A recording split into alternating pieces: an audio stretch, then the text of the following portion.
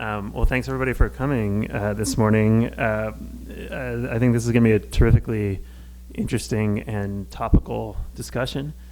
I guess my mandate is just to kind of synthesize a little at the beginning and then hand it off to these guys and frame the conversation. Obviously, it's hard to have a conversation about intergenerational equity and intergenerational trade-offs without acknowledging the elephants, not just in the room, but over the entire city, I guess, which is these fiscal negotiations that are ongoing.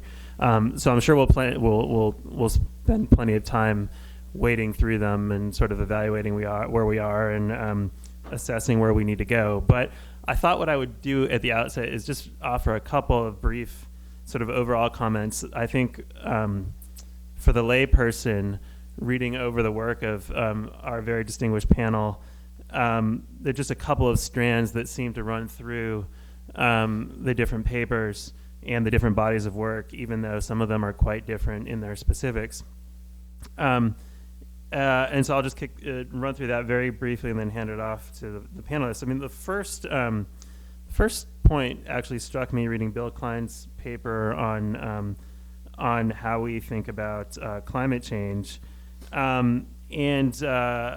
It really sort of got to, I think, what was really fundamental about this discussion, and that is how we weight the welfare of future generations.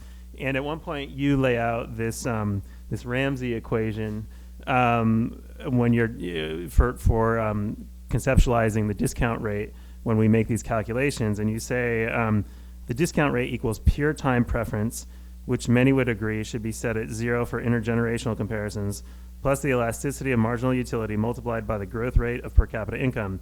And what's interesting to me about that concept is the part that I think where there's the most kind of implicit ethical debate is the part that you sort of almost do in passing, or Ramsey does in passing, which is many of us would agree that that pure time preference should be set at 0 for intergenerational comparisons. And by that I think you and he mean we should make decisions not valuing any one generation's utility or interests more than any others. That's how we should think ethically about these problems and these decisions. But it struck me that even though that has real intuitive appeal, it's not self-evident that should be the case. And I think you could make arguments in both directions. One, you could argue that we should weight the current generation more than future generations, or at least living generations more than unborn generations, because there may be a non-zero chance that a meteor strikes the planet in 150 years, and life ends at that point. And so given the uncertainty and the non-zero chance that happens, maybe we should weight living generations more than unborn generations. And then I think you could argue the opposite. I mean, maybe you could argue that we should weight we should at least we should weight our own utility less than future generations' utility, because if you assume there are sort of a finite number of future generations going forward, there are many more that follow the people that are born now than will follow people that are unborn in the future, and so our decisions affect more generations going forward than the decisions of 5 or 6 or 10 or 100 generations from now. So the point isn't that any one of those concepts is right. It's just that I think that clause is where most of the ethical heavy lifting is happening, or a lot of it. And B, it's not self-evident to me that we should weigh each generation's interests equally. The second thing is I think we have a tendency when we think about these problems to immediately fall into the position of thinking they are all of the sort that they would be much easier to deal with if we started dealing with them today, rather than put them off at the moment where the crisis is upon us, by which point it's often too late to do anything. And I think that is often true, but it is not always true. And I'm thinking in particular of the problems that are probably most topical, which is these entitlement obligations that by any system of intergenerational accounting appear to be unaffordable at the moment. And I think it's interesting because while it would seem to be the case that sort of gradually implementing changes, whether it's tax increases or benefit cuts or some combination of the two, would be the better and more equitable solution, it's not self-evident that you'd want to do that. I mean, they are sort of pay-as-you-go systems. You could make an argument that why not just have a political debate from year to year and decide if we indeed want to pay for them that year. And we can have an open debate, and each generation can make its case. And if we decide it's worth paying as we go that year, then we pay. And if not, then we cut benefits. But it's not. That may be, there are clearly arguments on the other side. But again, it's not self-evident to me that each one of these problems, and I just picked that one because I think it's easiest to see, are of the form that we must act today if we want to avert the crisis. I think there are clearly some of that form. The environmental problem that Bill writes about seems to be most intuitively of that form. But some of the others that may appear on the surface to be that way, I think, are not necessarily that way. The final thing I just say, just again to sort of frame the conversation, is all of these, this particularly when it comes to the problems of aging societies, the questions are often framed as, in the way I sort of just did, that because society is aging, we need to do something about either benefits, expenditures, or revenues. And that does seem to be sort of practically what we're talking about and sort of intuitively what we're talking about. But it's not the only solution. I mean, if the problem is too many old people and not enough young people, we could also produce more young people. And the government may have an interest in trying to pursue that solution. So I think we kind of reflexively fall into this conversation about actuarial balance, given sort of accepting the demographic trends as given, but that isn't sort of necessarily, or it need not be an exogenous variable as the economists would put it. The government does to some extent at the margins now, but it does to some extent try to promote creation of people. It's again not self-evident that that's the only way of dealing with these things. Having said that, let me now throw it to our panelists, and I think we are going to start with Neil Howe, who's sort of an expert on, who is an expert on generations and kind of the sociology and politics of generations. And I guess the question I would just throw out, and you can do with this what you will, but this whole idea of a generation seems to be kind of an abstract construct. And I'm wondering to sort of what extent there is, and there has been historically, a generational self-consciousness. It seems to me very convenient for historians and demographers to talk about cohorts and to talk about generations, but how much do members of those generations think of themselves as part of the generations that these historians and demographers talk about? And sort of a corollary to that is if they don't sort of self-consciously identify that way, is that not part of the problem? Which is to say, when you do the numbers, some of these problems that we're talking about look like cases of outright generational theft, or sort of crimes committed against future generations. But if the generations themselves don't quite see it in those terms, maybe that's why we don't do anything about it. Why younger generations don't sort of rise up against older generations. I mean, there seems to be no analog to sort of self-consciousness and political self-consciousness when in the generational context that we have when it comes to, say, race or religion or certainly ideology. So do with that what you will, but this idea of self-consciousness and how much it actually exists is of some interest to me, and I think it bears on the debate. Well, great. I will I will try to end up there. I'm not going to start there exactly, since that's a pretty challenging subject, sort of legitimizing a generation as an historical and social concept. I think some of our panelists are going to get into pretty detailed issues of teasing out the causes of youth unemployment and looking at how we think about the social discount rate and so forth. I thought a good thing I could do is sort of draw a general look at this issue and what makes it distinctive. The first panel this morning was really approached the subject of looking at justice within communities versus between communities. And I guess the first thing I'd like to point out is that question is a very ancient one, looking at what is just within a polis and what's just between two different nations. This is something that was discussed by Thucydides and Polybius, and the Stoics thought a lot about this. In fact, many of them even defended perhaps the existence of the Roman Empire as some sort of, is a little bit like after World War II, we began to talk about the United Nations, or after the First World War, the League of Nations. These are ancient questions, old questions. Generational equity, on the other hand, is of fairly recent origin. Almost there was no awareness of this issue for most of history up until the end of the 18th century. There was always a moral injunction within families to take care of the old. That was considered a personal and family obligation. But there was no sense of an overall political or social sense of generational equity.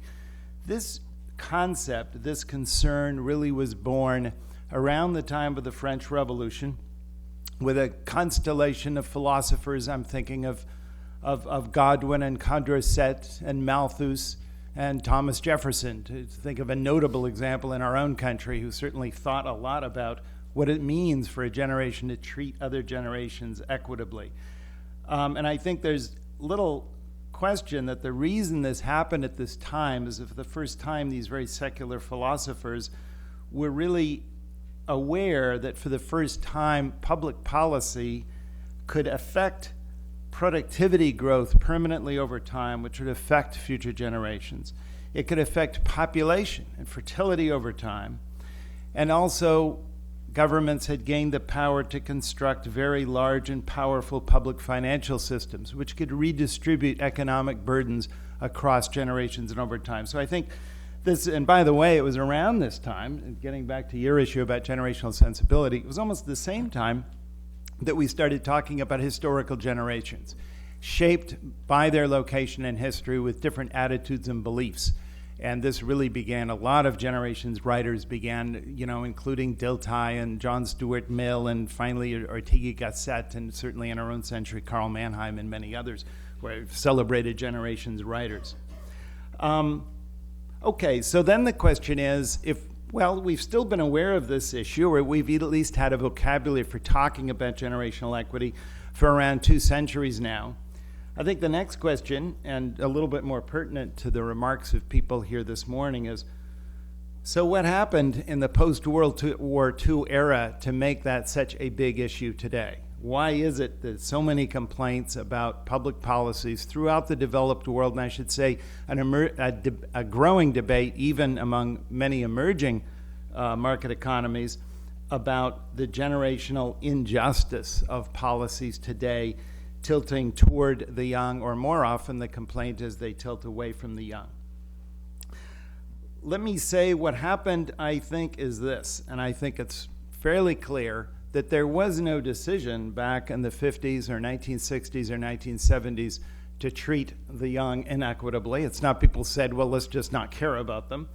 I think it's fair to say that everyone thought that the policies put in place at the time, most notably the creation and expansion of very large pay-as-you-go generational promise programs to alleviate the burden in families of taking care of their own elderly, were predicated on assumptions that seemed reasonable at the time, and according to those assumptions, there wouldn't be really any significant burden on the young. I think the problem is simply this. Every one of those assumptions has pretty much been shattered. The assumptions of the time in the 60s and 70s on fertility was that we would have very high fertility. Population growth, the whole problem was we couldn't get rid of population growth. That was going to continue forever.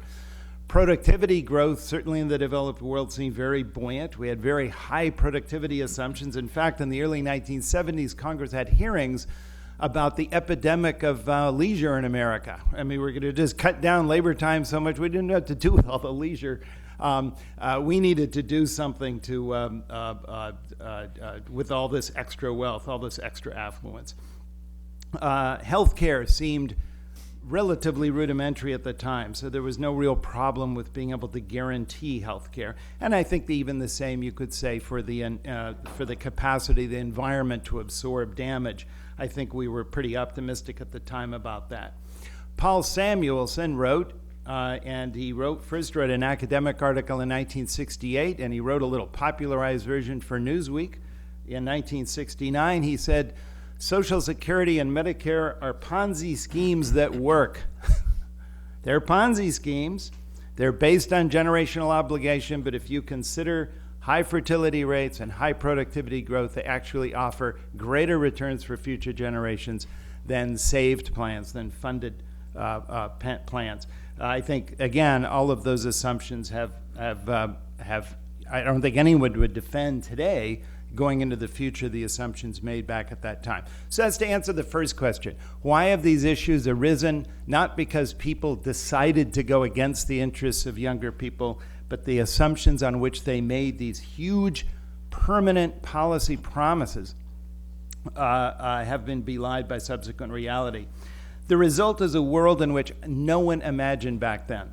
Let me just give you three sort of situations or things that we're accustomed to today that would have been unthinkable back in the 1960s. Imagine a U.S. Congress convening at the beginning of the year and suddenly realizing that all of the tax revenue for the year has been spent either to bondholders or on pay-as-you-go generational promises before they even begin appropriating any funds. That's the situation we're in today. I don't think anyone in their remotest imagination would have thought that possible 40 years ago. Here's another interesting thing we see today, that Americans over age 65, and I think we can find this, again, sort of correlate, we can find analogies and parallel situations in Europe, for instance, who 40, 50 years ago were the poorest, least affluent age bracket, are now the least poor, most affluent age bracket. I was very interested to see in the 2010 release of the Fed Survey of Consumer Finances, where they do their usual household equity report, that for the first time, families, households really is what the Fed means by the word family, age 75 and over are now have the highest median net worth of any house, of any age bracket in America. This is the first time that that's happened, and it's stunning. I remember a time when I was a kid that age bracket had the lowest median net worth of any age bracket. Another little interesting tidbit I culled from census data, and that is that yes, there is a certain percentage, maybe 10%, 15% of seniors age 65 and over, who are living with their grown children. What's interesting is that in 60% of these cases, they're living in homes owned by the senior, okay? Which is not what most people expect. They think, oh, these seniors are living with their kids. No, it's the other way around. The grown kids are living with their senior parents. And one last thing, and that is the shifts in demographic assumptions. I work at CSIS with the Global Aging Initiative, and we go around the world and we work very heavily with countries abroad. One country that's interested us in recent years is South Korea, which unusually for emerging market economy in Asia has a very large, new, unfunded pension system, which it created. Unfortunately, South Korea has one of the most unfortunate demographic outlooks in the world. It's arguably has the lowest fertility rate in the world. And I recently did the calculation with the UN official projections using their assumption of unchanged fertility rate, and found out that by the year 2050, half of all adults in South Korea will be over age 60. And in fact, so inverted will the age pyramid be by that time that there will be in 2050 as many people turning age 90 every year as being born. That's a totally inverted Christmas tree of the kind that we've never seen with population pyramids before. One last point on this kind of progression of difficult news, of challenging news, is the Great Recession and how that has kind of pushed us down the road a little bit more or in a deeper hole. It has hugely impoverished younger generations, and certainly in their net worth, leaving older generations much less affected. It has also pushed down all of the assumptions further down, or marked a further deterioration on all the assumptions these programs need to survive in the long term. Namely, we've seen a decline in fertility rate in the United States and throughout Western Europe. Western Europe did have actually a little boomlet of a revival in fertility during most of the OOs. That has now been canceled. It has seen a decline in immigration, which is also an important assumption pillar. It's seen a decline in productivity assumptions moving into the future, and the share of the population that's going to be employed. All of these are bad news for the projections. One final point on the Great Recession, and I'm a little surprised this didn't come up in the morning panel, and that is to the extent to which the Great Recession has, at least by some estimates, pushed globalization itself in reverse. I know in the last issue of The Economist, there's actually an article, I can't remember if it was ADP or one of these companies actually does a globalization monitor and actually found a backtracking since 2007. One of the things that we found in our look at surveys is that you just see every European leader now complaining about the rise of nationalism, the decline of global cooperation in the wake of the Great Recession. I've been looking at the global value surveys, and I find that at the leading edge of this decline are the attitudes of young people. And in fact, I work with Viacom, and I actually advise their global MTV survey. And for the first time in the survey that was just released this fall, we found that the issues that used to rank at the top among young people throughout America, North America and Europe, which were global issues like global hunger and global health and so on, have been eclipsed by national issues, primarily employment. So that's a kind of an additional question. How does issues of generational equity actually redound on some of these other issues that some of the other panel members are talking about? Let me just close with this one thought, because I think people sometimes ask me, how do I think all this is going to be resolved? And I will just say sort of a good news and a bad news, in my opinion. The bad news, I think, at the policy level, it's going to take today's generation of leaders, Gen Xers and boomers in power, probably a crisis to scare them into actually making deep, long-term changes in our current arrangements. Unlike their parents, I don't think they have the confidence that their parents had to remake the system afresh, like their parents probably could have done.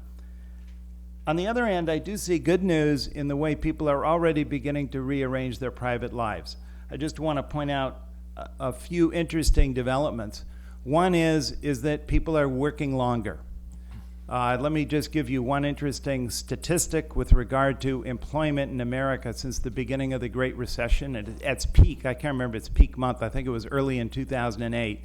But the country as a whole has lost about 4 million jobs, but it actually gained 3 million among Americans over age 60. It lost 7 million among Americans under age 60. Boomers are working longer. They're not retiring. A lot of them feel they can't afford to retire. But Americans over age 60 have hardly had a single month of declining employment in the last 5 years. Another positive development, I think, and I don't think it's positive that younger people aren't employed. I didn't mean to imply that, but I think it's positive that older people are employed. Another very positive development that we've been tracking over the past 20, 25 years is the increased rate of multi-generational living. The rate at which people are living in multi-generational families has risen by about 50% since 1980. And it's not just that family members are living together. We're finally finding a purpose for those huge McMansions, sort of returning to those multi-generational Frank Capra households in the 1930s.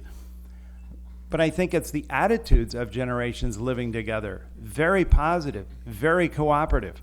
No values gap between old and young today, as there was, by the way, back in the 60s and 70s. So we think this is a very positive development. And as policy changes, these developments will make those changes in policy much easier to bear.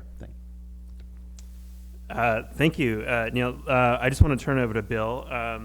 Bill is obviously well known to everyone here at the Peterson Institute for his large oeuvre on international macro, but he's got this the sideline business in thinking about climate change and the risks of climate change, and I want to let him elaborate. Just one thing I'd say before that is one thing that reading Bill's paper made reading it a uniquely depressing experience for me is it seemed the exercise find two things that humans are uniquely bad at.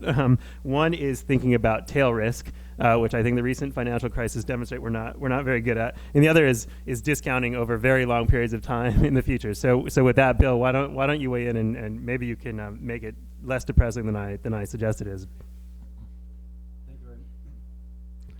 Thank you very much, Noam. Global warming is, I think, one of the most pressing international issues that we face, and probably the most important factor determining policy on global warming is the time discount rate that is used to compare justifiable investments in abatement today against the magnitude of the damages that would be avoided in the future, and therefore the benefits.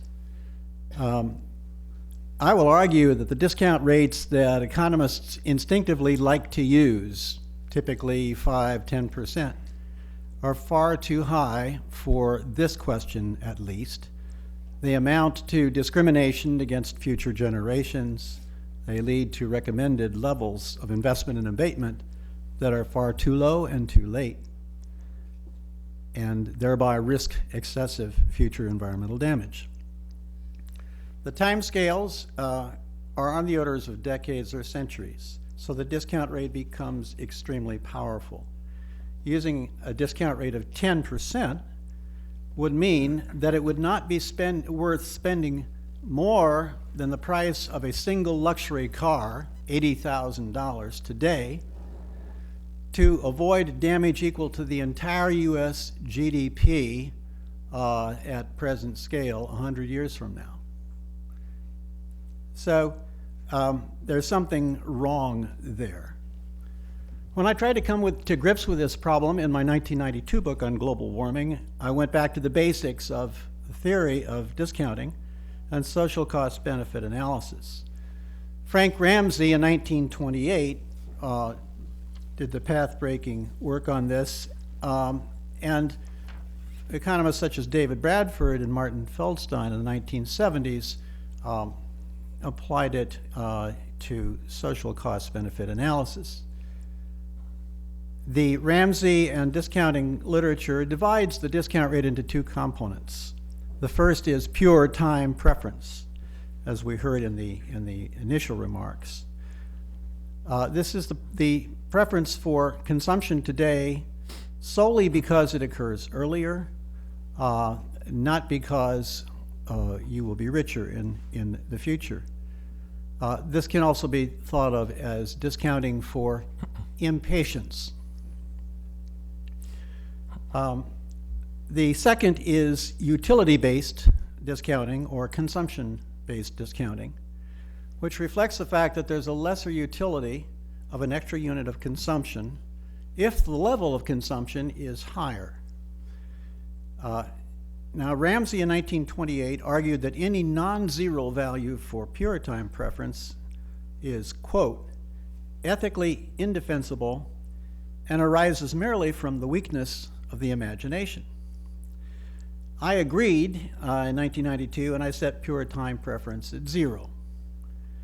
So did Nicholas Stern 15 years later in his influential review of climate change policy for the UK Treasury.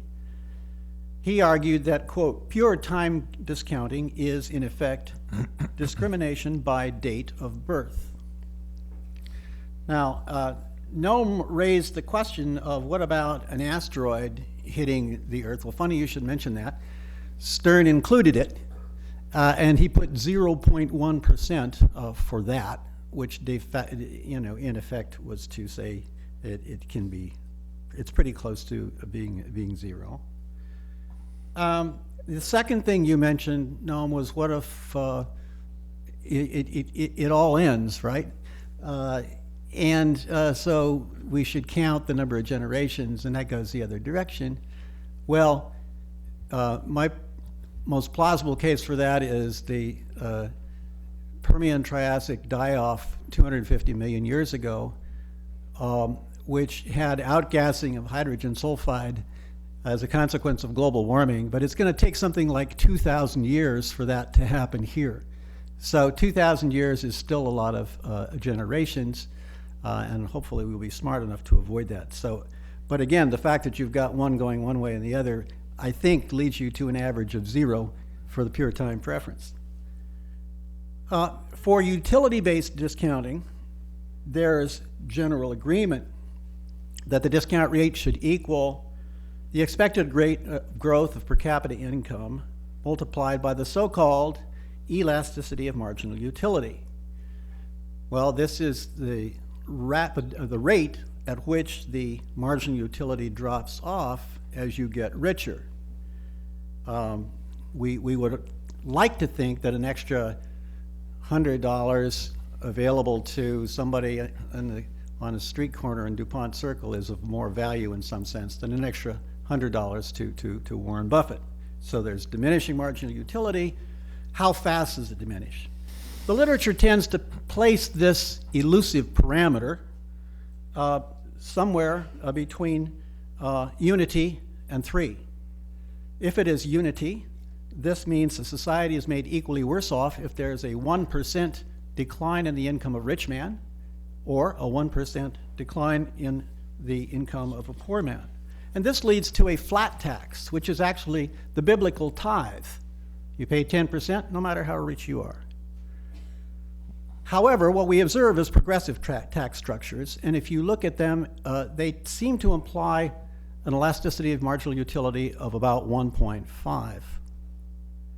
We don't observe flat taxes. Now, the literature seems to like elasticities of marginal utility that are somewhat higher, 2 or even 3. But if it were as high as 2, then if a family paying $20,000 had a 10% average tax rate, a family earning $670,000 should pay 77% on average of its tax in taxes. And if the elasticity is 3, they should pay 93%. Well, we don't observe that. What we observe is much closer to the 1.5 that I've suggested. The rich family would pay 40%. Now, on a time scale of 100 years, global per capita growth is likely to be on the order of 1% per year. So I would say that the overall social rate of time preference should be 0 for pure time preference, 1% per capita growth multiplied by an elasticity of marginal utility of 1.5 for utilities discounting, which gives a total rate of 1.5% per year. Now, capital can yield a higher return than that, and the cost-benefit literature, social cost-benefit literature says you should shadow price capital effects to take account for the difference. So the difference can arise because of the tax wedge and because of imperfections. In my 1992 book, I calculated a shadow price of 1.7 for an investment or capital impact against a consumption impact based on a capital life of 15 years. But for environmental decisions, most of the resources for abatement will be taken out of the general economy and therefore will tend to come from consumption. So this is important, but it's not overwhelming. Now in the paper, I actually statistically estimated the elasticity of marginal utility in the US Form 1040. And I've just redone it with the new top bracket, and it doesn't change it much. Well, it doesn't change it virtually. And it turns out that this elasticity is 1.3. So that's a commentary that our tax structure is perhaps not all that progressive, and that economists who use elasticity of marginal utility of 2 and 3 are completely divorced from what we observe in the tax structure.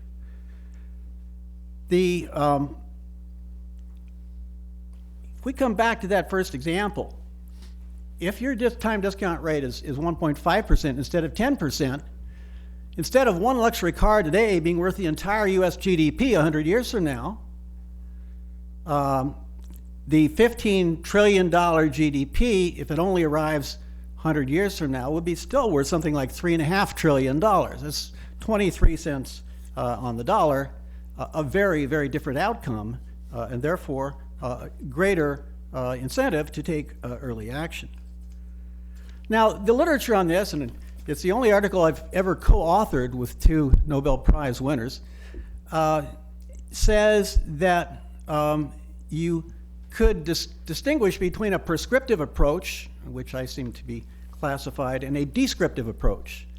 And the descriptive folks say, well, look at the interest rates that we observe in the markets and let that be the guide. Well, there aren't any markets that stretch out 100 years, 200 years, so that's a problem. Furthermore, the interest rate that should be used for transferring consumption over time is the risk-free interest rate, and the risk-free interest rate is the short-term Treasury bill rate. Short-term because it has no interest risk, and historically the short-term real Treasury bill is only paying 1%. So that's a low rate. Now, a prominent member of the descriptive school, Bill Nordhaus, sets pure time preference. He wants to come up to close to what you observe. So he sets pure time preference at 1.5% instead of 0. Elasticity marginal utility of 2, and per capita growth at 2%. So he's got a 5.5% discount rate. Well, at his 5.5% discount rate, something 100 years from now is worth only 1/2 of 1 cent on the dollar today instead of 23 cents on the dollar, and that's a bit that's too low. Now, another prominent voice in this debate is Martin Weitzman, and he focuses on the fat tail problem of the distribution. He likes the traditional discount rates. He's got a trilogy of 2. You've got 2 for the elasticity marginal utility, 2 for the rate of pure time preference, and 2 for per capita growth. But this fat tail means that even with these high discount rates, you'll want to take action. Well, the problem with that is that his system is mathematically singular, which means you cannot get a finite measurement of how much you should invest. So it doesn't lead you anywhere. It does reinforce my bottom line that that the stakes in global warming are high and you need aggressive action early, in particular action that can meet the 2 degrees Celsius limit, the 450 parts per million limit, which, by the way, would not be all that expensive. In my 2011 book, I estimated that this would cost about 2/3 of 1% of world product by 2030, 2% of world product by 2050. And this is based on the various models out there. So it's not outrageously expensive. From the ethical standpoint, a fundamental question about intergenerational discounting is whether empathic distance over time should be any different from empathic distance across space and cultures. Thomas Schelling has argued if the rich countries don't care anything about the poor in Africa today, why should they care about the distant generations? One reason is that a citizen in a rich country might consider that the poor in Africa today are not his or her responsibility, but might consider that their own descendants are, in fact, their own responsibility. Anyone here who has had a child born or a grandchild born within the last 5 or 10 years personally knows a descendant who will be alive in 2100, or has a very good chance of being alive in 2100. Another reason is that morally there's a greater responsibility to avoid imposing harm on others than to make sure they can enjoy an extra benefit at a cheap cost, which you might call the intergenerational Hippocratic oath. Thank you. Thank you, Bill. Next up is Danny Blanchflower, who, in addition to being an economics professor at Dartmouth and a student of the economics of youth and labor markets that involve the young, was a predecessor of Adam Posen's on the Monetary Policy Committee of the Bank of England. Danny, I'll turn it over to you. I was just struck reading your paper that the sort of subtext of a lot of what you write there is we may make a miscalculation or kind of have our focus diverted by focusing on GDP across the business cycle rather than employment per se, particularly as it relates to youth. I mean, you talk in particular about countries like Germany and Austria, where youth have done much better, and you have to think, as you suggest, that it has to do with some of the employment policies, the Kurzarbeit and other things like that. But obviously, take it away. The title of the session, Balancing Economic Goals Between Generations, seemed appropriate, but the people I wanted to focus on is not the people in the future. Basically, it's a group of people who are aged 18 to 24 between 2008 and today. These are the future generation who are alive, and we are giving them a terrible disservice for reasons that I'll explain. There's a little handout, but I'm going to go through them quickly, but there's a handout with about 5 pages in it. One of the things that sort of struck me bringing together the monetary policy stuff that Adam and I were doing and this stuff about the young is actually one of the big things we would find, and Adam would have it just as much as I did, which is you keep interest rates low, and everybody would say to you, well, lots of people would say to you, well, what about savers? This is really impacting generational things. And I used to say 2 things, the second of which was the most aggressive. The first was that actually Adam and I both voted for quantitative easing, which actually increased increased asset prices, particularly equity prices, and many of these older folks had actually benefited from house price booms. So the first thing is they benefited from this, they participated in, if you like, the collapse of the bubble, but actually the young didn't. Because what we've actually seen is this impact falls on them, and if we were to actually raise interest rates, raising rates would actually hurt the young. So I very often say, when people say that to me, I say, well, don't you care about your grandkids? Which is sort of the bottom line of what I'm going to talk about. Don't you care about, well, my kids or grandkids or whatever? Don't you care about them? And one of the things we've actually seen when you have a monetary policy and everything's driven by monetary policy, you don't have a regional policy, you don't have an industry policy, and that monetary policy interacts, particularly in the case of the UK, with a fiscal policy where actually in the public sector, you have a public sector pay freeze, but you also have a hiring freeze. So monetary policy is impacting distributional things, and the impact of all of this falls on the young. And I'm going to talk a bit about that because it seems to me this is pretty disastrous, partly because we've seen much of this before, but there's one aspect to it which we haven't seen before. So I've got about 5 quick tables. I'm not going to spend much time on them, but they're really for you to look at and think about as you take this away and realize the scale of this problem.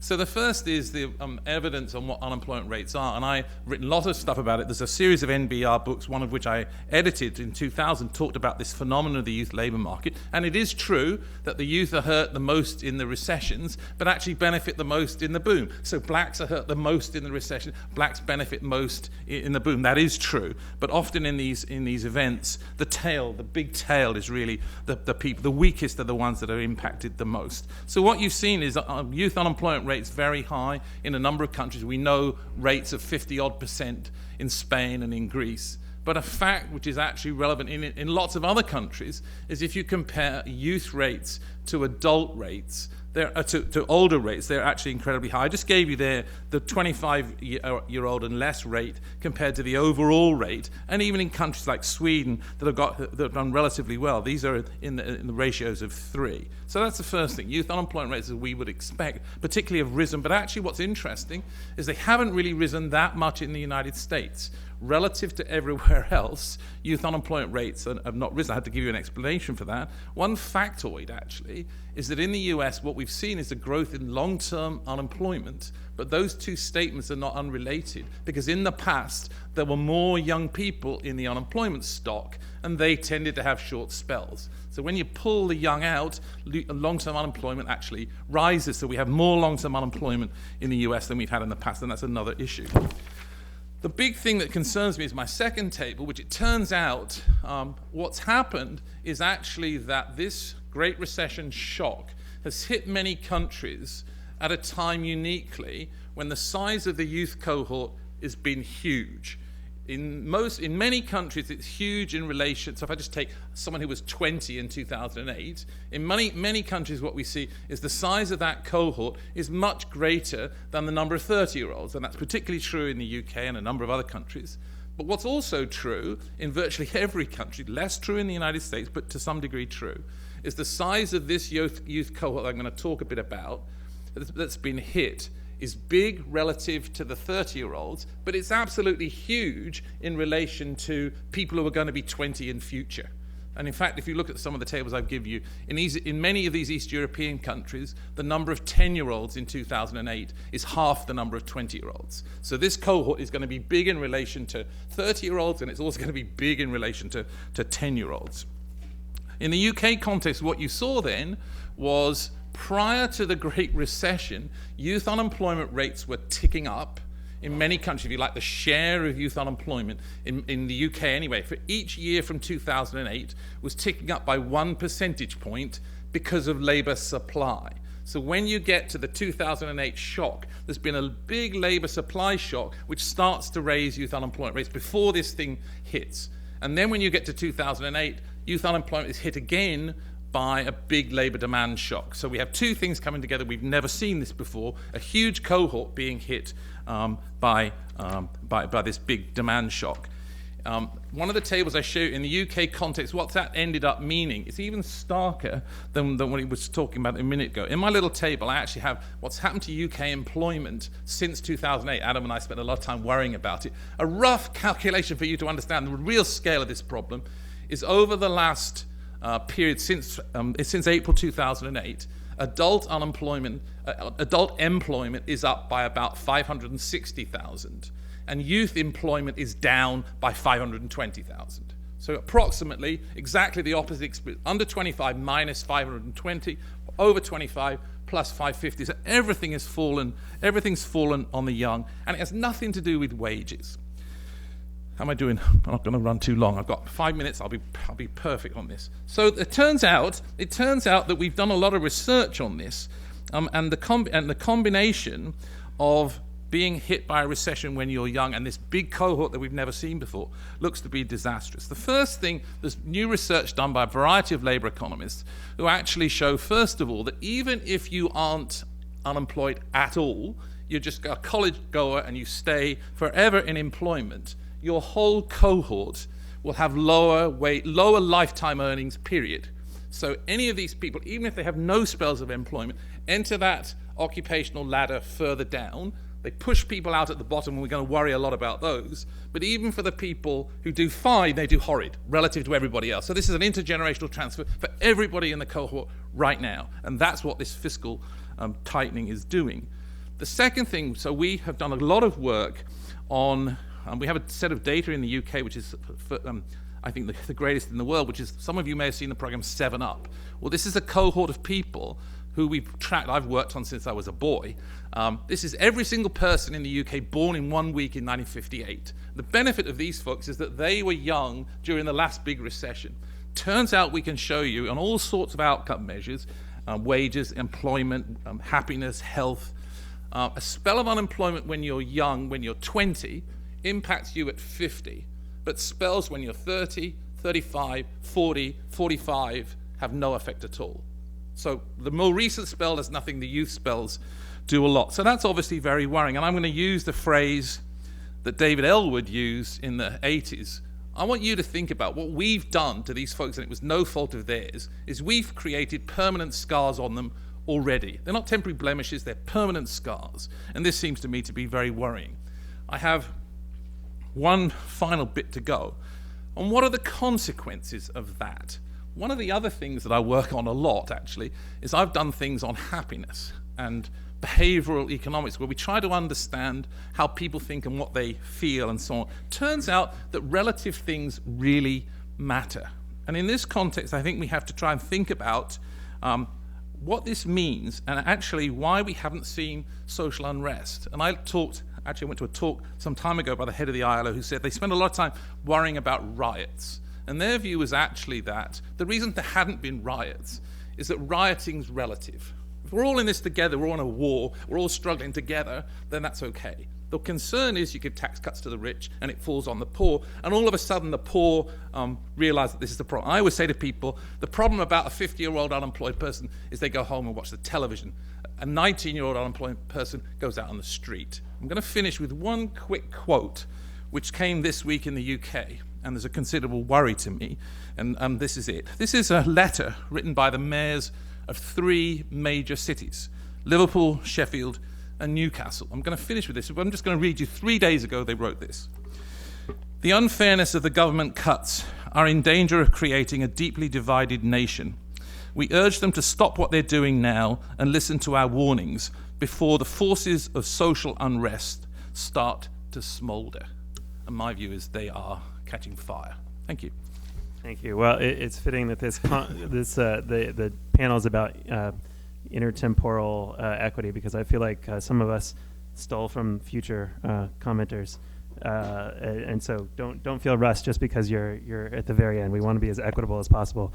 I guess the question for someone who does the kind of work that you do is, it's all fine and good to extrapolate forward based on the data that we have now, but there has to be a huge amount of humility, I guess, because a generation from now, given fertility and productivity trends, things could look vastly different from what you're predicting, and the whole exercise could have been moot. So I'm asking you basically to defend your entire body of work before this audience. He's only got 10 minutes too. We'll give you an extra minute if you need. Well, I'll try to use the extra minute as effectively as I can. It's actually tempting to actually launch right into responding to some of the very important issues that have come up in this panel and the previous panel as well. But I'm going to go through my spiel first, and then hopefully during the question answer and exchanges we'll get an opportunity to respond to some of those.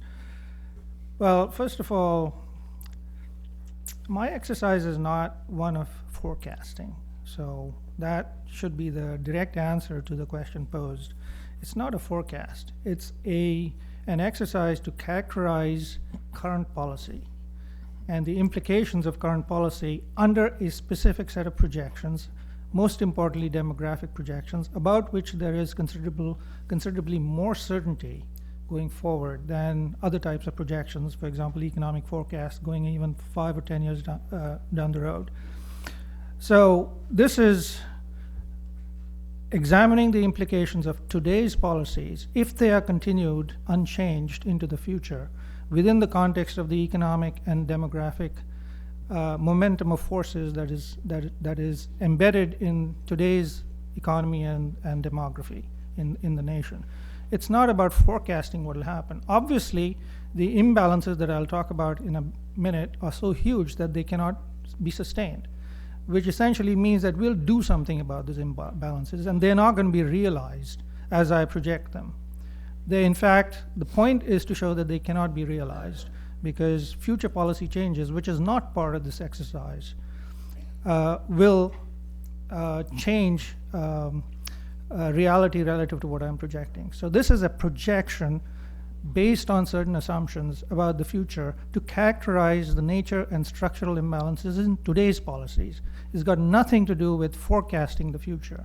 And in fact, the exercise is intended to inform policymakers about the size of the gap that they must deal with that is embedded in current policy. That's a very important distinction that a lot of people forget and gloss over, which is why a lot of confusion emerges about and questions are thrown back at me to defend my construct and calculations. So again, remember, these are projections, not forecasts. So I'm not saying that what I project to be the imbalances are actually going to be realized. But So the title of this entire session is Balancing Economic Goals Between Generations. So let me parse that out.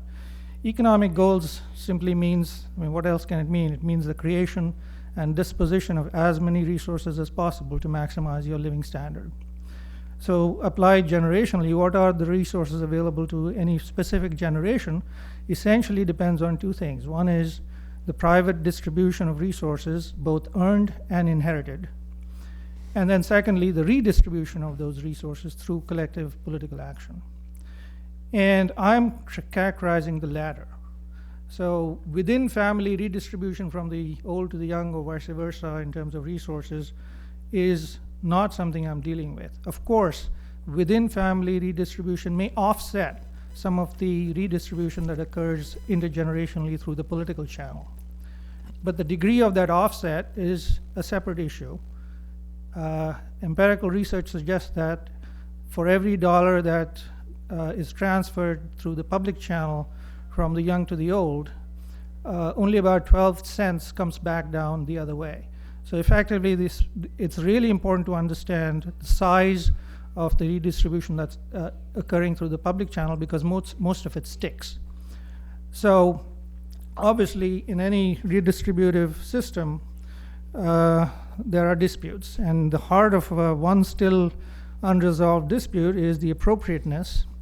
And by that I mean both the fairness and the efficiency implications of social insurance benefits paid or awarded to today's elderly retirees, financed by payroll taxes that will fall mostly on current, young, and future generations. So of course, this pay-as-you-go programs, which are an increasingly salient feature of today's public policies, are the reasons why we are now increasingly, as Neil mentioned, focused on intergenerational consequences of public policy. But I still think they're not really on the forefront as much as they should be, because most of the discussion in the political arena is focused on rich versus poor issues.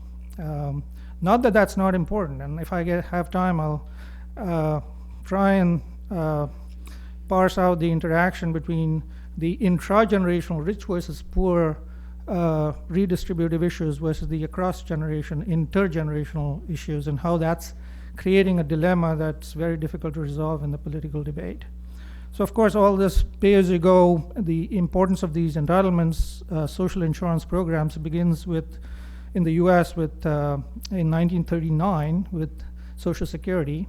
Initially in 1935, Social Security was fully funded, but then in 1939 they changed it to a pay-as-you-go system.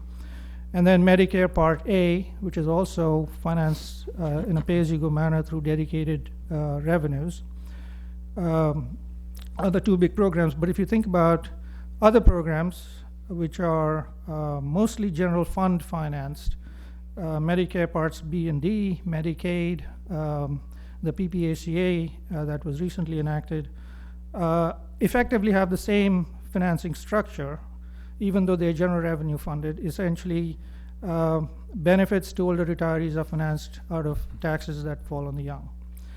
In fact, the financing and benefit distribution from government operations and many transfer programs, apart from Social Security and Medicare, have the same structure.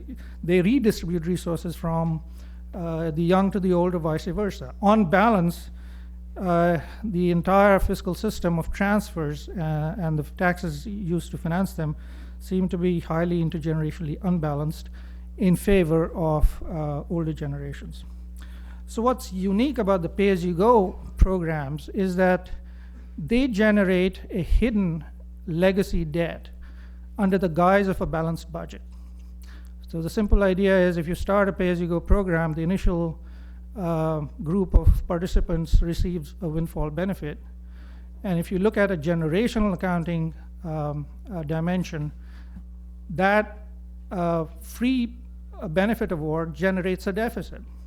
Although we don't see it in the government's accounts because it's paid for through simultaneous levy of taxes on the young. So on a cash flow basis, the budget is balanced, but on a generational basis, it's not balanced. The initial generations receive a windfall that future generations must pay.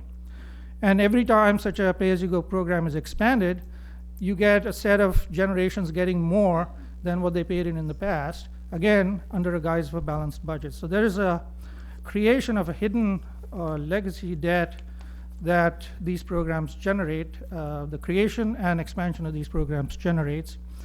And the size of this debt, which I call implicit debt, and which is characterized by the imbalance between what is owed to current generations relative to the resources available to pay them, which is, for example, in Social Security, what's owed to current and past generations is around $20 trillion, but the trust fund size is only about $2.5 trillion. That imbalance has come about because we now know that we will not have sufficient resources to pay the obligations generated by the tax payments of today's generation in the past and the tax payments that they will make in the future. Those revenues are much smaller relative to the total obligation under current laws, again, of Social Security. And the difference is 20 trillion minus 2.5 trillion. The same thing is true for Medicare. I calculate that Social Security and Medicare together generate a fiscal imbalance of $66 trillion. Now, again, you'd say, what the heck does that number mean? So to put it in context, usually the standard metric is to look at it relative to the present value of future GDP, which is the sum total of resources available to pay this imbalance out of. And I calculate that for the US, the fiscal imbalance as a percent of the present value of future GDP is about 9%. There's a figure that I've circulated, the bar charts. The top two bars in that show the US and Europe. US is 9%, of which the implicit debt is the biggest portion, as you will see. For the US, the implicit debt is 8%, and the explicit debt, the 16 trillion that's advertised and is the focus of the debt limit negotiations that's coming up. We are discussing in these debt limit negotiations a very small portion of what's really owed by the government to its creditors, so to say. For Europe, it's much worse. 9.9. Both of these numbers are pretty big. 9% of GDP for the US seems deceptively small, but if you think about the fact that we don't tax the entire GDP, we tax only about half. Let's take the payroll tax base. Payrolls are roughly half of GDP. So that translates into a 20+% tax gap that we must come up with in the future in order to resolve this imbalance. So having to more than double the payroll tax rate is a really, would be devastating for the economy. So these imbalances are very large, and the percent of GDP number that I've shown there seems deceptively small. So I want to kind of focus on a few quick thoughts and then open it up for the discussions that will follow. We cannot resolve this debt through exclusively tax side or benefit side policies. There's going to have to be a mixture of both.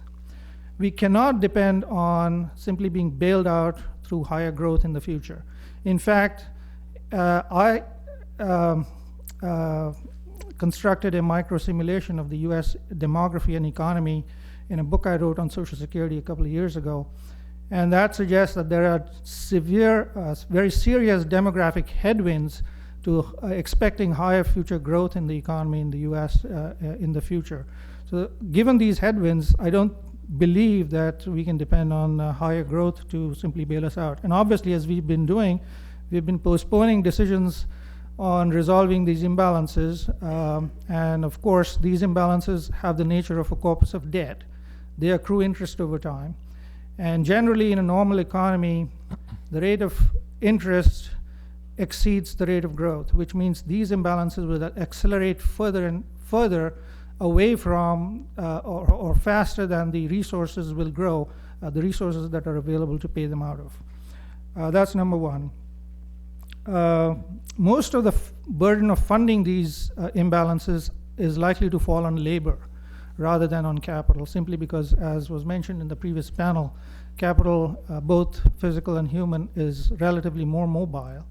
And that means there is going to be a higher burden on low and medium skilled workers in particular to fund these imbalances.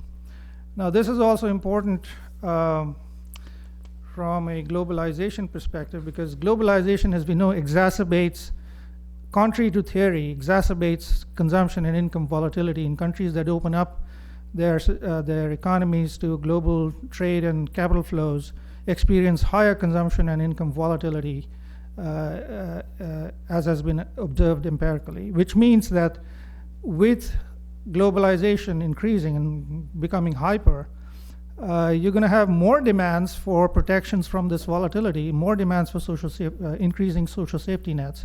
But again, the demand is going to be from low-skilled and medium-skilled workers, but they're going to have to be financing any expansions of social safety nets as a result of higher globalization. So that's another issue. The exact timing of any adverse market reactions to our continued procrastination on resolving these imbalances is difficult to predict, because much of it is based on market sentiments, beliefs, and expectations about future policies, which are difficult to pin down, and sentiment can turn very dramatically. But exactly when that will happen, or if that will happen, is very difficult to predict. So there's obviously, with these imbalances that we are essentially going to bequeath to future generations under continuation of current policies, there is an ethical dimension. We are being unjust towards future generations because they will have to bear higher fiscal burdens than we are bearing currently. But there's also an efficiency. So there's an ethical dimension, but also an efficiency dimension that we have to take into account. After all, most baby boomers, people in this room, for example, expect to be alive for another 20, 30, or 40 years. And they will need the productivity of future generations to be high if they're going to continue to enjoy the living standards they're enjoying today, or at least reduce the risk of their living standards declining because of lower productivity growth in the future.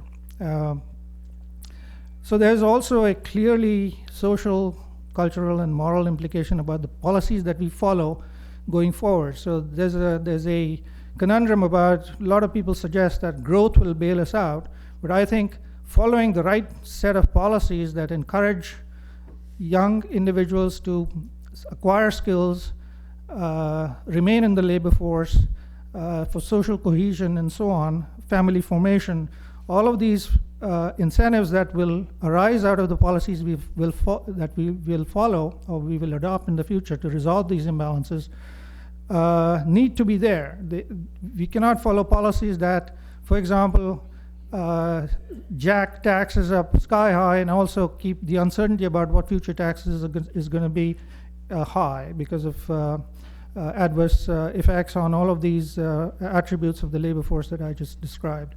So I think we are in a very serious situation fiscally, and how it's going to be resolved in the debates that will follow, along with the debt limit debate that's about to be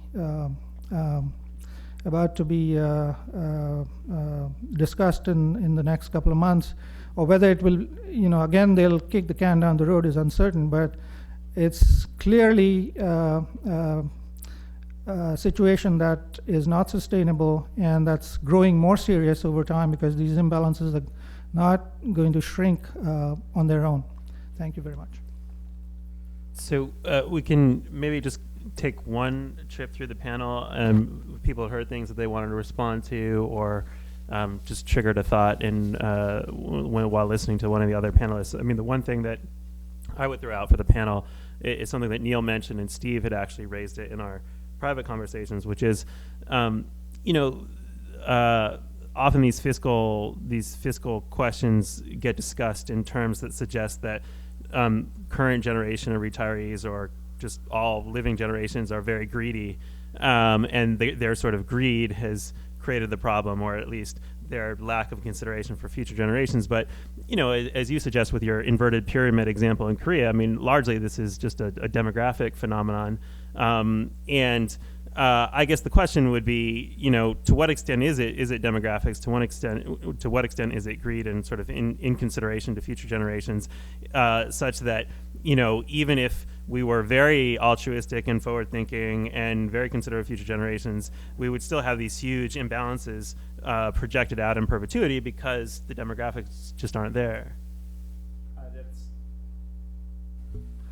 That's an interesting question. The question has also been raised, and in fact, you raised it at the very beginning when you talked about the impact of birth rates, whether or not there's a certain moral hazard involved even in the decision to give birth. I mean, if we socialized the cost of being old, but we keep private the cost of raising kids, doesn't that basically mean that we're basically drawing huge transfers? Basically, it's a free good when you raise a kid because you're basically raising someone to pay in all the payroll tax rates so you can fund everyone else. I think that it reminds me of an interesting book by Shirley Beargroff, who came out several years ago, sort of an interesting application of feminism. In her book, she basically says we ought to have a system whereby someone's Social Security benefit is actually adjusted according to how many of their own children are actually paying in payroll taxes. And actually, a proposal was like that was actually introduced into the Diet or Parliament of Portugal a number of years ago. It was interesting to look at sort of people playing with some of this idea. But in a sense, I mean, you think about it, many of the traditional reasons for having kids, economic security in old age, helping you in your business or your livelihood during your adult years, all of these things have been stripped away. And in fact, with one person I've been working with, actually, interestingly, at New America Foundation, the one remaining reason to have children, which remains very powerful today, is that God tells you to have children. So one of the most interesting things we're seeing today is a huge correlation we never saw before between degrees of religiosity and how many children you have. In fact, if you look both at America or Western Europe, it doesn't matter whether you're Catholic, Protestant, or Muslim. If you are on the most fervent quintile, you will have likely about twice as many children as if you are on the most secular quintile of belief about God. This raises all kinds of interesting issues about future of secularism and future of religion, but it does suggest that modernity, the different kinds of, through social engineering and the different kinds of incentives we had in place, we are changing some of the incentives to have children themselves. So that is not an exogenous variable. Jagadeesh, do you want to take a crack or anything that you've heard previously that you want to weigh? Sure. With regard to fertility, I remember a paper that suggests. I remember a paper that suggested, or first observed a correlation between the rate of decline in fertility and the generosity of social insurance benefits to the elderly. So among European countries and the US, there's been a secular decline in fertility going back 150 years. There was this baby boom in the post-war period, but that was more of an aberration, of course, and this decline is continuing. In fact, just the other day, the Census Bureau suggested that, or came out with the statistic that birth rates this year in 2012 have been the lowest in the post-war period, or post-baby boom period. So that decline has continued, but the rate of decline seems to be larger the more generous social protections are for retirees. So that paper identifies two different channels whereby this effect might become effective. One is the more secure your retirement is, the less the incentive to have more kids, which are in some sense a mechanism for securing your economic support during old age. The other channel is countries where financial systems are more developed so that you could save for retirement in a more secure manner also exhibit a faster rate of decline in fertility. That's just a correlation, not suggesting causation here, but it's a very suggestive study. Data clarification. The census said that the gross birth rate as a share of women age 18 to 45 is the lowest since 1920. But the total fertility rate, which actually adjusts to the age of women, actually was lower back in the 1970s. So that is not a record But it's still an alarming trend. Yeah. Bill?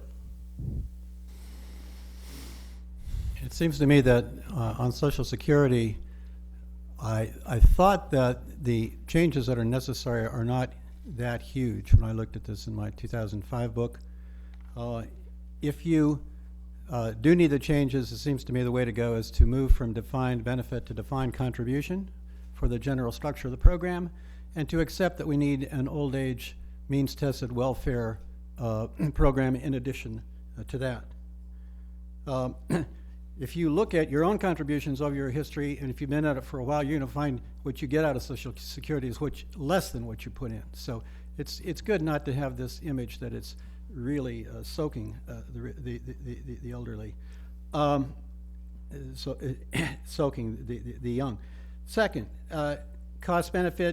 social cost-benefit analysis of what Medicare funds and promotes is going to be crucial. Otherwise, everybody will be able to get, the society will owe everybody a $10 million machine that will keep them alive for 150 years. So somehow we're going to get there. The politics of that is difficult. You can start with means testing for deductibility of health insurance. Third, I think maybe the Greeks had it right. The intergenerational trade-offs within a family don't arise if you have the family as a meaningful unit. The real problem arises with the Ponzi scheme and the fact that it doesn't add up. If things added up, then I think, and if you had, it would be difficult to distinguish between, just regular redistribution among families of different incomes, as opposed to within different generations of a family. Because after all, every young kid today is sooner or later going to be an old kid, an old person, and will have the benefits of the old. So as long as as the math adds up, I don't so much see the intergenerational problem. Now that is not necessarily true with respect to the fourth point. What you do on dealing with recession, if you basically turn a whole generation of workers into scarred workers, as one of the phrases was used, that's a problem. That tends to point toward including WPA types of employment programs in your program. But I don't think that the reason the UK is doing what it's doing is because it wants to have more recession and more scarred folks. It thinks that doing it this way is going to have the longest, the highest medium-term growth rate, rather than doing it in a different way. Now, I would say wrongly. They may be wrong, but I don't think it was probably wrong in the case of Greece or Italy. Right. I don't think that I think because you've got to put in there the increase in the probability of a sovereign default if you don't do the gradual fiscal adjustment, and that's not going to get counted in the GDP that's measured, but it increases the probability of a total disaster down the road. Those all the observations I would have. Can I think a little bit about the point that what we're seeing is increasingly young people are living with parents and grandparents. In some sense, that looks like a disaster waiting to happen. We were talking last night. If you look at really the fundamental causes of unemployment in places in Europe, Spain's a classic example. And before the recession, you took a typical 28-year-old and you said, where are they living? In the US, they were in an apartment somewhere, and in Spain, they were living with mum. And the reason actually had to do with the fact that the housing market was so hopeless that there was no mobility. So the difficulty is if you have everybody living with mum, actually that makes the population less mobile, and the natural rate of unemployment goes up. One of the things we've actually seen in this recession, in fact, is how unbelievably important the housing market is and mobility is. I'm doing lots of work at the Boston Fed. We've been working on this for quite a while now, and it looks like pretty much the principal determinant of the unemployment rate is lagged 5-year home ownership rates. Higher the home ownership rate 5 years ago, the higher is the unemployment rate. And if you track the movement of home ownership rates in the US and you plot it against mobility rates, they almost exactly are the inverse of each other. So the turning over of the home ownership rate may well have positive implications. and we may have to start thinking about the housing market. But I would just throw at you, through all of this, we do not have any sensible theory or any sensible explanation of truly why unemployment has been so high in these countries. Just to throw it at you, the existing literature done through the OECD job study and other things actually said unemployment was all about labour market institutions and benefits and unions and all of this stuff and right to work laws and all that. Untrue. Completely untrue. Just to throw it at you, I think if you really were to look across countries and the stuff we've talked about today, what actually mattered was how big a financial sector you had, what happened in the housing market, and whether you had a house price boom, and whether you had your own central bank and currency. So the whole literature and all our thoughts about what you do about youth unemployment and what you do about employment are entirely thrown on their head, and it probably has a lot to do with housing markets, mobility, and all sorts of other things. And I would say the whole unemployment literature in economics has got to be thrown away. Well, I suspect some people feel strongly about that and would want to respond, but why don't we try to squeeze in a question? We have the data, unfortunately, and they have the data is something you have to speak to. Should we just try to squeeze in a question or two while we still have a few minutes?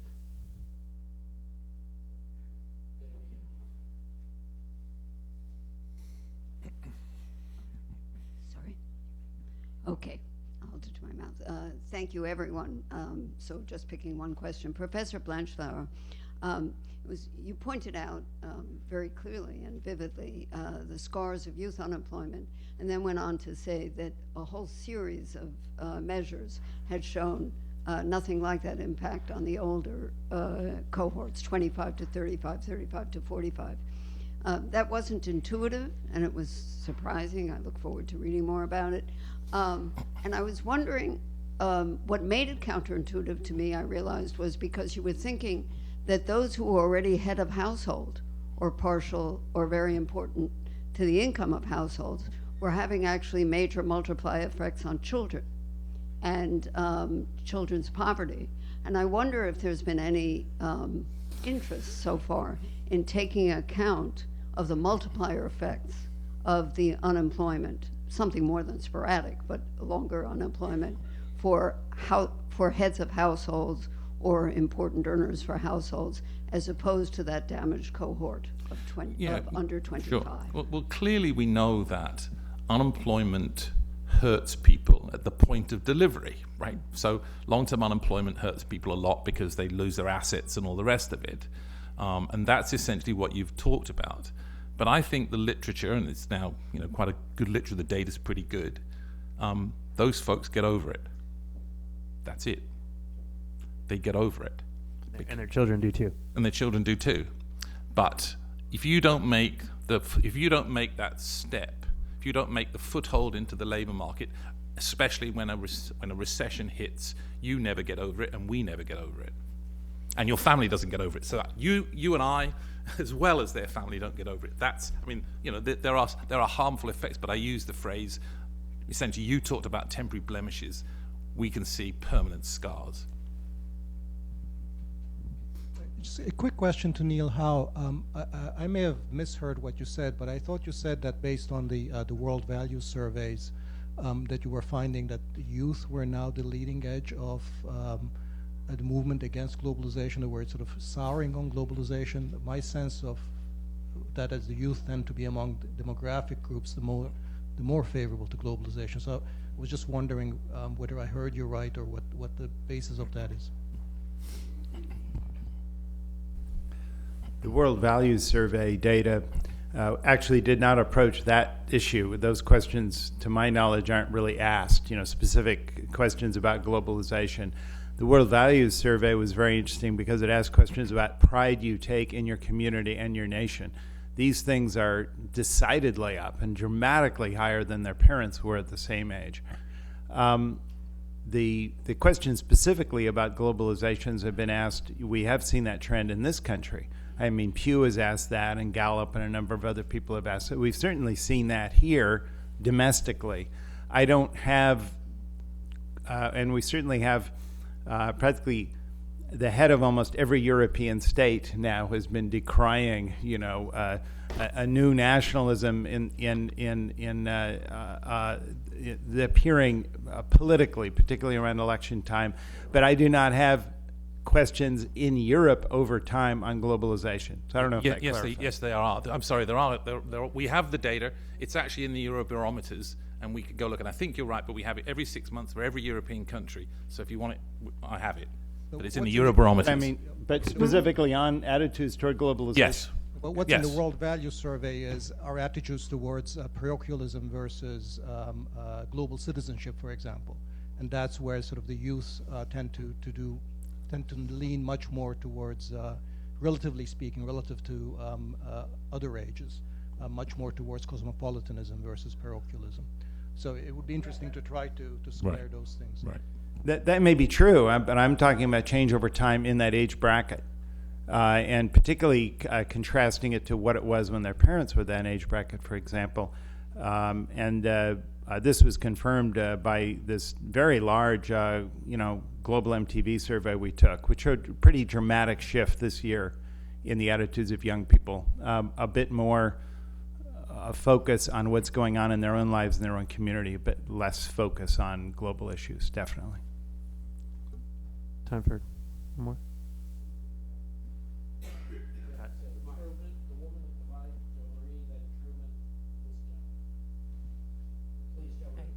Thank you. Jo Marie Griesgraber, New Rules for Global Finance. I'm very curious about the discussion about population, and usually in intergenerational debates, it's about there being too many people and how do we reduce population. And here we are just absolutely apoplectic because there aren't enough babies to contribute to Social Security and so on. And I just wanted to also note that there's a high correlation, not just with religious intensity, but also with women's education. So if you want more babies, you just don't educate women.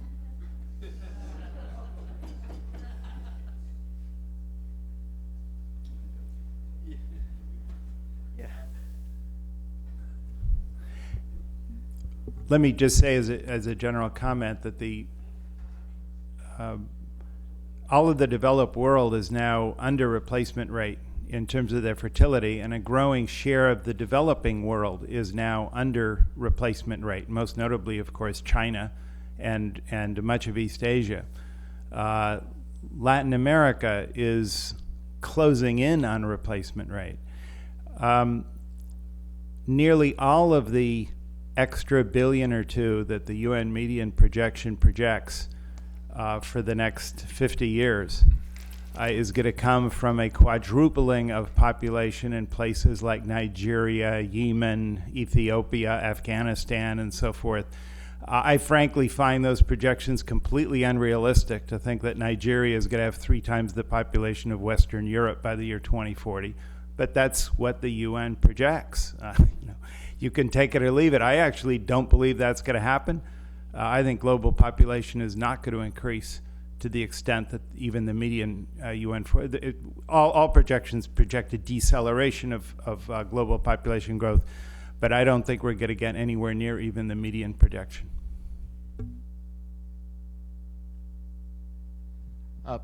Ted Truman at the Peterson Institute for International Economics. I wondered whether we could get a comment from David and Jagadeesh on the following question. So David is saying, here we are today, and people are being scarred, right? And Jagadeesh is saying, here we are today with this huge implicit debt, right? Now, one might argue, maybe we should apply the Cline analysis to this. Well, those are 2 time dimensions. One is talking about today, and in some degree, though you didn't say, in solving the implicit debt question, there's a question of whether you solve it today or tomorrow, and there are certain political risks of waiting until tomorrow. But I'd be interested in seeing maybe Jagadeesh or David both commenting on how you square that particular circle, right? Let's take as given in some form that there's the implicit debt, right? That we settled on the young more than they're going to be able to pay. So how do you go about the redistribution in an environment in which in particular maybe in an environment in which the young have a big burden today, and indeed addressing the the question today is almost certainly going to impact adversely on the young as in terms of the immediate impact as rather than the old. I think it's interesting the discussion is a discussion about the debt, but I always think we sort of forget there's two sides to the balance sheet. We have assets as well. It's interesting that this is the greatest time ever for governments to borrow. You can borrow money at 3.5%, and here we are talking about the debt. I'll just throw two thoughts at you. I advise the Dartmouth trustees about what to do with their trusts with our endowment, and I've advised them to borrow $1 billion for 100 years. Don't laugh. MIT just did it. Cambridge just did it. Why would I listen to what he talked about paying the debt off, when actually I could do exactly the opposite and borrow money at negative real interest rates and invest in stuff? Intergenerationally, that would be a great thing to do. Why would you not, if you were faced with the option, borrow $1 billion for 100 years at 3.5%, assuming that I can get it, which I can?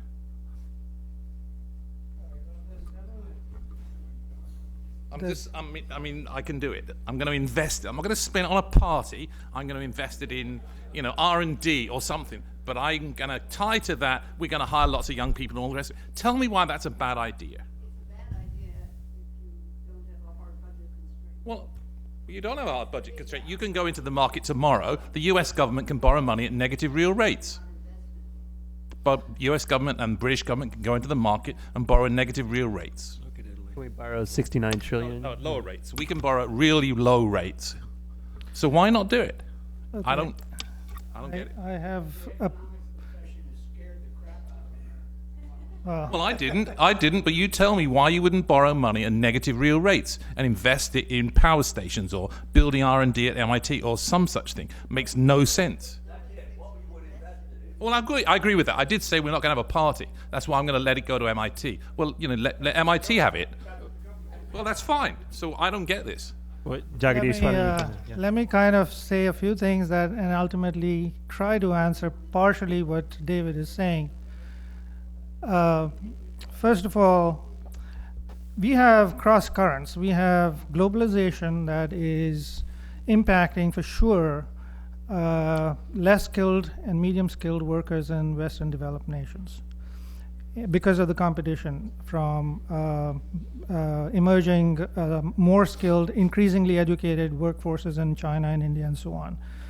The young are relatively less skilled because they're not experienced. There's something called learning by doing, which you gain experience by being in the labor market, you become high skilled, and much of the premium is on high skilled labor, not on low skilled labor, which I think is the reason we are seeing some robust employment rates among the older folks, but not, the same thing is not happening for younger folks. That's one current.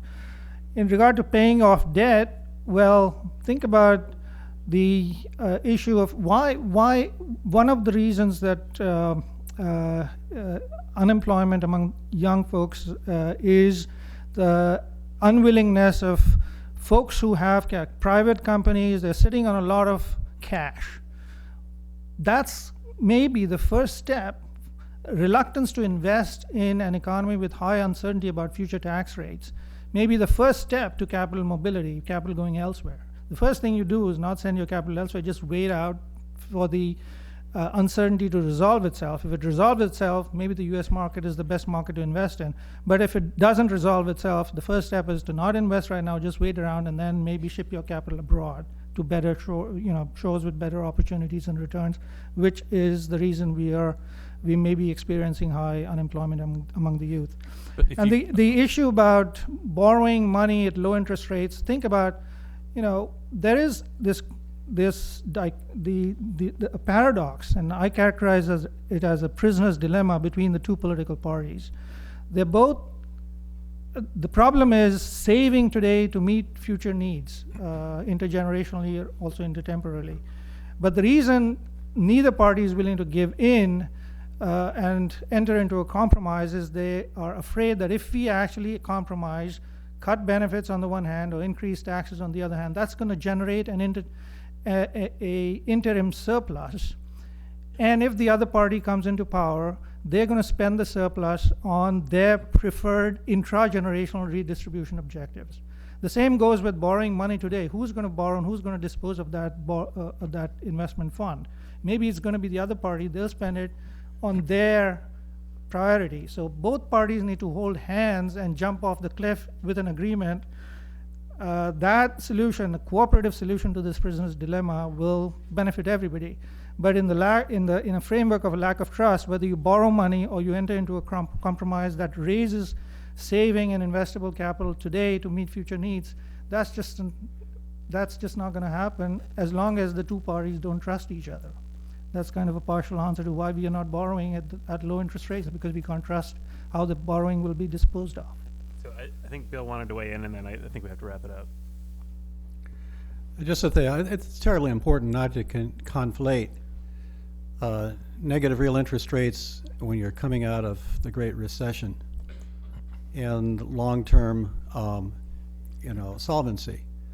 You set up structures that are going to affect the taxes and the spending over the next 50 years. You don't want to make that decision based on the fact that you have an aberration that the long-term Treasury bill rate is close to zero. You might want to factor that, you do want to factor that decision into the speed with which you make your fiscal adjustment. One of the things that's been missing in our discussion here is the notion of phase-in of tax rates, et cetera. So I think even the United States, even though it can print its own money, has to worry about an ultimate debt constraint, and when it starts to get over 100% of GDP, and you start applying normal real interest rates, I think you do start to worry, and you don't have an absolute infinite limit. Can I say one sentence? The Economist has just come out in the last 10 minutes with a headline, contrary to what you said. It says, economists don't know how much debt is too much. Until they do. No. I have a feeling we could go on at length, but why don't we do it over lunch? And Let me thank our panelists and Noam, our moderator. We're about to.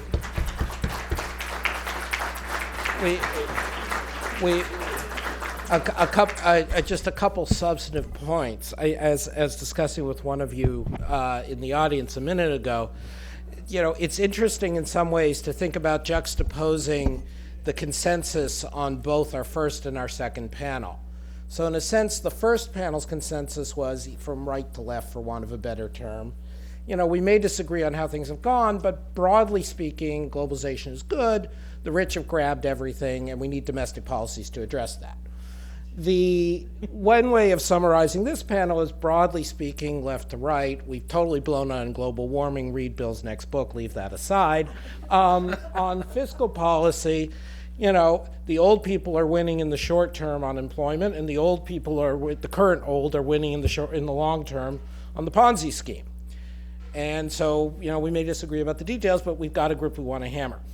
So how do we get from a broad-based agreement that we need more of a domestic safety net to make the world work, with a broad agreement that we can't let the current older generation rip us off this much? And maybe we should be thinking in policy terms about how you reconcile those two aspects, to put it a little bit crudely. Just to pick up on Bill's last point, our board member, Peter Orszag, has raised a term that I like a lot about the so-called barbell approach to fiscal reform, that you do a big thing up front, then you have a thin part, and then you do a big thing later. And again, that's something where I think Bill and Danny and others on this panel have spoken about. And that's something the Institute does hope to be doing research on in the coming months, whether in international experience you can pull that off or not. Anyway, again, thanks to a great panel. Thanks to all of you for staying engaged. Of course, we have the sexy highlight of the day with Congressman Frank's luncheon appearance. I would encourage you all to fade to the back and take advantage of our buffet or use the facilities. At 1:15, we'll restart. And this is also an incentive for you to fill in the seats at all the tables, because otherwise you'll have to eat on your lap. So thank you very much.